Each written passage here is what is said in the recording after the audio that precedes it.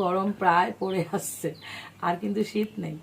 আর গরমে সবাই যখন হাঁক পাক করে তখন এই একটা জিনিস একদম শরীর মন শীতল করে দেয়, সেটা হলো পুদিনা চাটনি। আর দারুণ গন্ধ সাথে। হ্যাঁ, পুদিনার শরবত, পুদিনা চাটনি যেমনই হোক, এই যে পাতাটা না, এই যে রিফ্রেশমেন্টটা না, উফ, আমি তো এই পাতার গন্ধ শুকলে পাগল হয়ে যাই।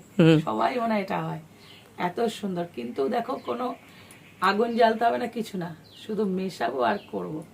তো চলো শুরু করা যাক। এই দেখো পুদিনাগুলো পুরো এক গামলা পুদিনা। এক গামলা নয়, দেখতে লাগছে। এবার ধনে পাতাগুলোকে কাটিং ছাটিং করে নিই, এখানে গোড়ায় না অনেক মাটি আছে, কেটে একদম পরিষ্কার করে ধুয়ে নিতে হবে। পুদিনা চাটনি বানানোর সব রেডি করে নিয়েছি, একটা মিক্সিং জার নিয়েছি, এর মধ্যে পুদিনাগুলোকে একদম পরিষ্কার করে ধুয়ে নিয়েছি, একদম জল ছিপে তুলতে হবে।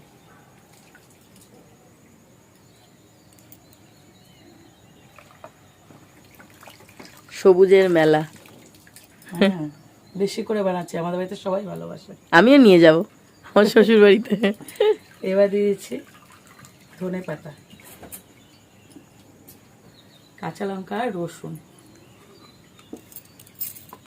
5 থেকে 6 কোয়া রসুন আর 4 থেকে 5 খানা কাঁচা লঙ্কা আছে, লবণ মেশাবো, এটা ব্লেন্ড করতে সুবিধা হবে।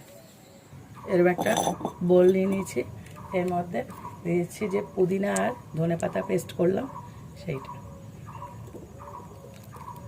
সবুজ। এবার এর মধ্যে দিয়ে দিচ্ছি লেবুর রস,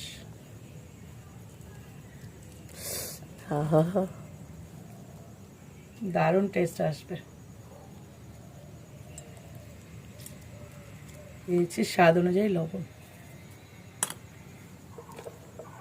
আদা লবণ, আর এটা হলো বিট লবণ, ব্যালেন্সের জন্য একটু চিনি,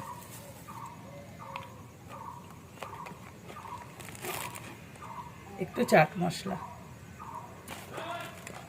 এবার এটাকে ভালো করে মেশাতে হবে, ব্যাস, আর কিছু লাগবে না, তৈরি হয়ে গেল। আমি কথা বলতে পারছি না, দারুণ গন্ধ ছেড়েছে। বেরিয়েছে না, 1 চামচ খেয়েই নেবো আমি। এটা না চিকেন তন্দুরি দিয়ে খেতে হয়, আমরা প্রায় সময় খাই। বিশ্বাস করো আমার জল এত ভরে গেছে, আমারও এত সুন্দর গন্ধ। এই রেসিপিটা মানে কি বলবো, সবাই জানো, আর যারা জানো না তারা একদম ঝটপট বানাও, আর পরোটার সাথে যে কোনো কিছু, আমি তো শুধু শুধু খাই।